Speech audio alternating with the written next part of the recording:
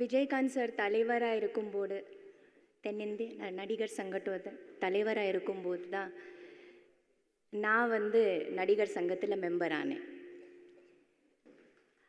அவரே ஃபோன் பண்ணி, தேவயானி நடிகர் சங்கத்தில் மெம்பர் ஆகணும், மெம்பர் ஆயிடுங்க அப்படி சொல்லி ஒரு தலைவரே ஃபோன் பண்ணிட்டு நமக்கு ஒரு ஆர்டிஸ்ட்டை உள்ளே கொண்டு வராரு பாருங்க. எவ்வளோ பெரிய விஷயம் அது. எவ்வளோ நல்லா இருந்தது நடிகர் சங்கம் அவர் ஒரு தலைவராக இருக்கும்போது. அவர் தலைவராக இருக்கும்போது இப்போவும் எனக்கு ஞாபகம் இருக்குது. நாங்கள் எல்லா ஆர்டிஸ்ட்டு ஒன்றா மதுரைக்கு கார்கில் ஷோ ஒன்று நடந்தது.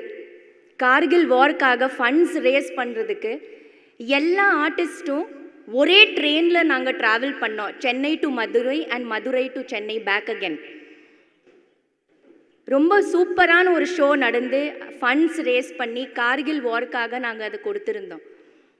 அது அவர் ஒரு தலைவராக இருக்கிறதுனால தான் நடந்தது. அவ்வளோ ஆர்டிஸ்ட்டுங்க ஒன்றா ஒரு இடத்துல சேர்க்கிறது, அது எவ்வளோ அழகான ஒரு எக்ஸ்பீரியன்ஸாக இருந்தது தெரியுமா? எல்லா பெரிய ஆர்டிஸ்ட், சின்ன ஆர்டிஸ்ட், எல்லாரும் நாங்கள் ஒரு hero, heroines, character artist, everybody together as a family travelling together. அது மட்டுமா, சிங்கப்பூர் மலேசியாவில் ஒரு ஷோ நடந்தது. அவரே டேட்ஸ் வாங்கி நமக்கு ரெடி பண்ணி யார் எங்கே இருந்தாலும் அவங்கள கொண்டு வந்து சேர்க்குறது அவரால் தான் முடிஞ்சுது. அவர் ஒரு தலைவராக இருக்கும்போது தான் முடிஞ்சுது. அதுக்கப்புறமா அந்த மாதிரி ஒரு நமக்கு அப்புறமா பார்க்கவே முடியாது இனிமே. ஒன்றா நம்ம ஒரு ஃபேமிலி எங்கேயாவது போக முடியுமா நடிகர் சங்கத்தில்? கொஞ்சம் யோசிச்சு பாருங்க ஆர்டிஸ்ட்டுங்க எல்லாரும். இனிமே இது முடியுமா? சேர்க்க முடியுமா எல்லாரையும் ஒரே இடத்துல? இனிமே அந்த மாதிரி ஒரு ஷோ சேர்த்து ஒரு ஃபேமிலியாக நம்மளால் ட்ராவல் பண்ண முடியுமா? ஒரு கேள்விக்குறியாக தான் இருக்குது.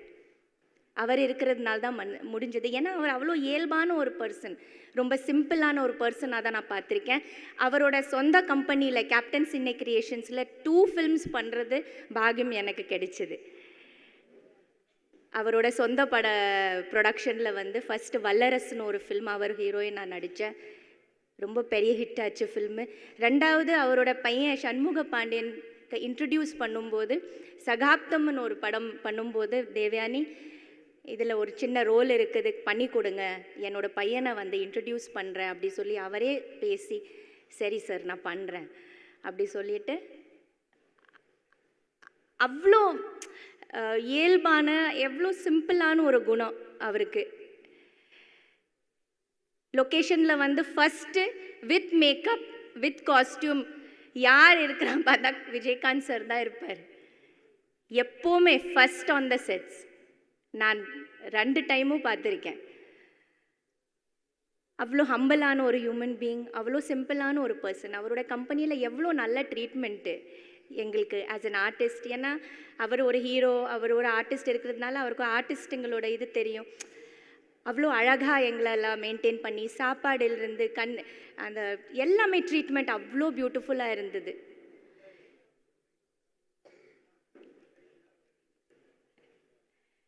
சாரோட ஆத்மா சாந்தி அடையும்.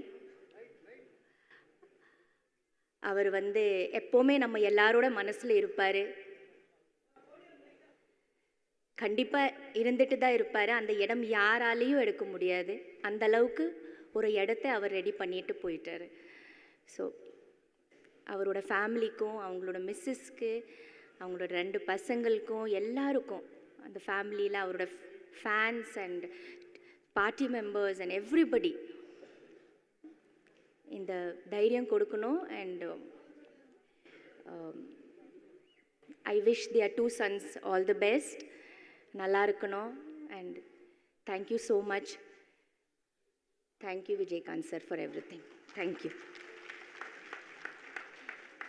சீக்கிரமாக நடிகர் சங்கத்தை பில்டிங் ரெடி பண்ணுங்க.